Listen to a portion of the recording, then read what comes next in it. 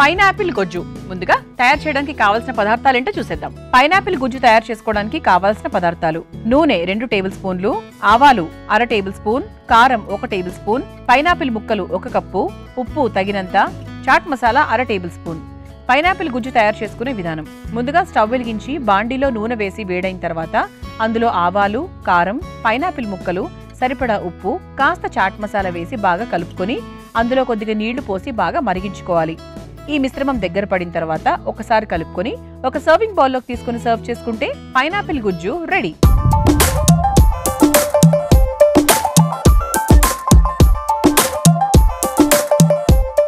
Pineapple గుజ్జు తయారు చేసుకోవడానికి కావాల్సిన పదార్థాలన్నీ కూడా మన దగ్గర రెడీగా ఉన్నాయి. అయితే ముందుగా పైనాపిల్ గురించి మాట్లాడుకోవాలి. ప్రతి పండు చాలా మంచిది ఆరోగ్యానికి, అది అయితే స్టాండర్డ్ స్టేట్మెంట్, అందరికీ తెలిసిన విషయమే. అయితే ఇంకా ఎక్కువగా చెప్పాలి అంటే పైనాపిల్ గురించి, ఇది మనకు డైజెషన్కి చాలా మంచిది. పీచు పదార్థం ఎక్కువగా ఉంటుంది కాబట్టి, వైటమిన్స్ ఎక్కువగా ఉంటాయి కాబట్టి అసలు బేసిక్గా మనకి డైజెషన్కి చాలా బాగా హెల్ప్ చేస్తుంది. అలాగే యాంటీ ఇన్ఫ్లమేటరీ లాగా కూడా బాగా పనిచేస్తుంది అనమాట. అలాగే ఇది ఏంటంటే డీటాక్స్. మనకి పైనాపిల్ మీరు తినండి, మీకు ఏంటి అంటే ఎక్కువగా యూరిన్ వెళ్తూ ఉంటాం, అంటే డీటాక్స్ లాగా అవుతుందన్నమాట. అందుకే వెయిట్ లాస్ అవ్వడానికి కూడా కొంతవరకు మనకు పైనాపిల్ హెల్ప్ చేస్తుంది అని చెప్తూ ఉంటారు. సో ఇది మనకు లివర్ని శుభ్రం చేసే విషయంలో చాలా బాగా సహాయపడుతుంది. అండ్ అంతేకాకుండా మనకు పైనాపిల్ని మనకు తరచూ తీసుకుంటూ ఉండడం వల్ల మనకు స్టమక్లో రకరకాల ఫుడ్ మనం తీసుకోవడం వల్ల పురుగులు ఫామ్ అవుతూ ఉంటాయి. ముఖ్యంగా పిల్లలకు ఎక్కువగా ఉంటాయి, ఎందుకంటే వాళ్ళన్ని చేతులు అన్ని రకాల ప్లేసెస్లో ముట్టుకొని నోట్లో పెట్టుకుంటూ ఉంటారు కాబట్టి పురుగుల ఫార్మేషన్ వాళ్ళకి ఎక్కువగా ఉంటుంది.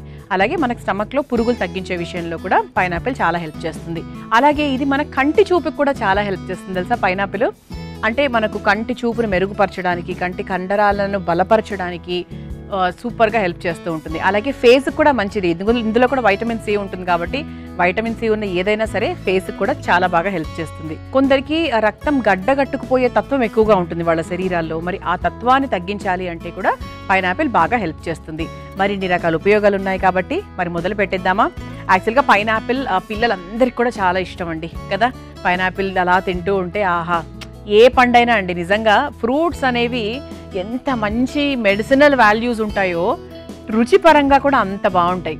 అది అదృష్టం మనకి. కొన్ని రుచికరంగా ఉండవు కానీ ఆరోగ్యానికి మంచిది.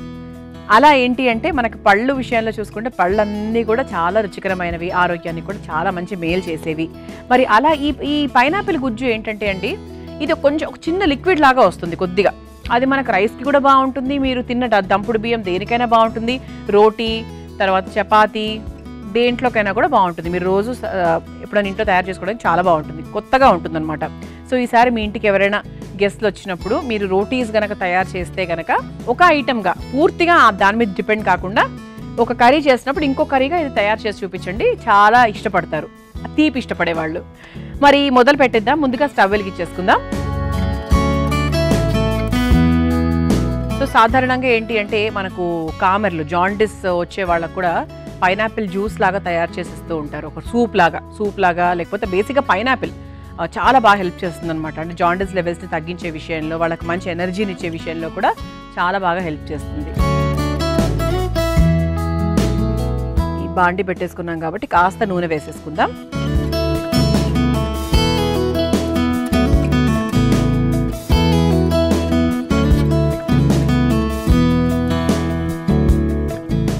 ఇది ఆయిల్ కొంచెం మనకు వేడెక్కిన తర్వాత నెక్స్ట్ వేసుకుందాం. అయితే ఇది ప్రాసెస్ చాలా చాలా ఈజీ అండి, చాలా అంటే చాలా ఈజీ. మీకు 5 నిమిషాల్లో అయిపోతుంది. మీరు పైనాపిల్ తెచ్చుకొని మీ ఇంట్లో వాళ్ళందరూ పైనాపిల్ తిన్నాక కాస్త మిగిలింది అనుకోండి, దాంతో ఏం చేస్తారు, ఇంకా పండు తిని బోరు కొట్టేస్తుంది మీకు. ఇలా తయారు చేసుకోండి, చాలా బాగుంటుంది. నూనె కాస్త వేడెక్కిపోయింది కాబట్టి ఆవాలు వేసేసుకుందాము. ఆ తర్వాత కొంచెం కారం కూడా వేసుకుందాం.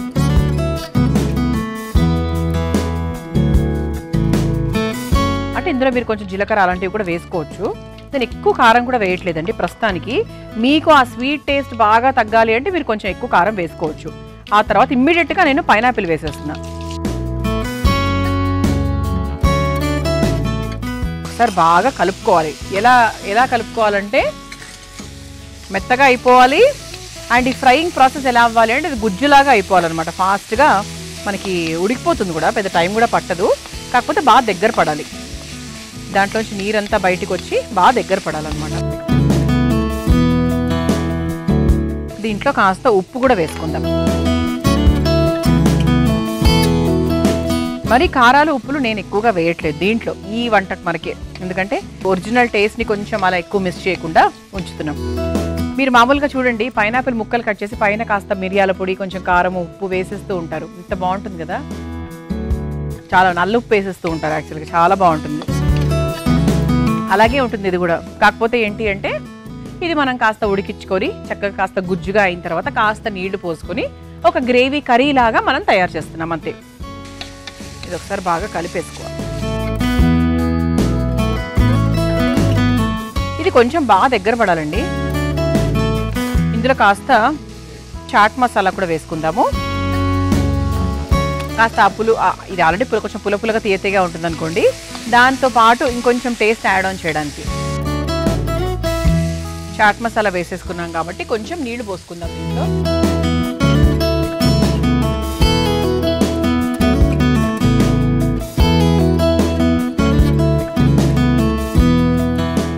ఇప్పుడు నీళ్లలో ఇది బాగా మరగాలి.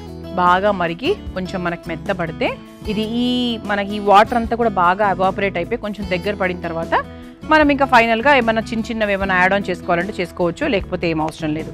సో అలా చాలా సింపుల్గా తయారు చేసేయచ్చండి మన పైనాపిల్ గుజ్జు. మనం పైనాపిల్ అలాగే అందులో కారము ఉప్పు కావాల్సిన కొంచెం చాట్ మసాలా అన్నీ కూడా వేసేసుకొని చక్కగా కొంచెం నీళ్లు పోసుకొని బాగా మరిగిచ్చేసుకున్నాం. చూసారా కొంచెం దగ్గర పడింది, కొంచెం మెత్తబడింది, సరిపోతుంది.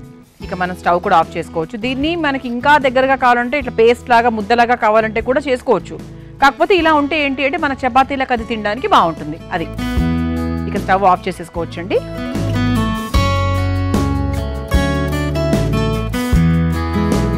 మా ప్లేట్ కూడా ఎంత అందంగా ఉంది చూసారా, ఇక్కడ చక్కగా ఉంది. చూపిస్తాను నేను మళ్ళీ మీకు. ముందుగా ఒక బౌల్లోకి తీసేసుకుందాం.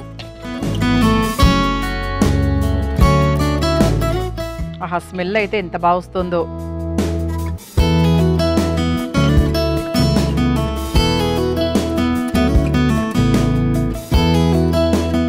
మనకు ప్లేట్ కూడా చూస్తే ఎంత అందంగా ఉందో, మంచిగా చక్కగా ఒక పైనాపిల్ స్టాండ్ అనమాట.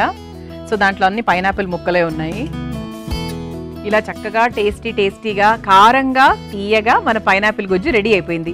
మీరు తయారు చేసుకోవాలనుకుంటే కావాల్సిన పదార్థాలు తయారు చేసుకునే విధానం మరొకసారి చూసేయండి. పైనాపిల్ గుజ్జు తయారు చేసుకోవడానికి కావాల్సిన పదార్థాలు: నూనె 2 టేబుల్ స్పూన్లు, ఆవాలు 1/2 టేబుల్ స్పూన్, కారం 1 టేబుల్ స్పూన్, పైనాపిల్ ముక్కలు 1 కప్పు, ఉప్పు తగినంత, chaat masala 1/2 tablespoon. Pineapple గుజ్జు తయారు చేసుకునే విధానం: ముందుగా స్టవ్ వెలిగించి బాండీలో నూనె వేసి వేడైన తర్వాత అందులో ఆవాలు, కారం, పైనాపిల్ ముక్కలు, సరిపడా ఉప్పు, కాస్త చాట్ మసాలా వేసి బాగా కలుపుకొని అందులో కొద్దిగా నీళ్లు పోసి బాగా మరిగించుకోవాలి. ఈ మిశ్రమం దగ్గర పడిన తర్వాత ఒకసారి కలుపుకొని ఒక సర్వింగ్ బౌల్లోకి తీసుకుని సర్వ్ చేసుకుంటే పైనాపిల్ గుజ్జు రెడీ.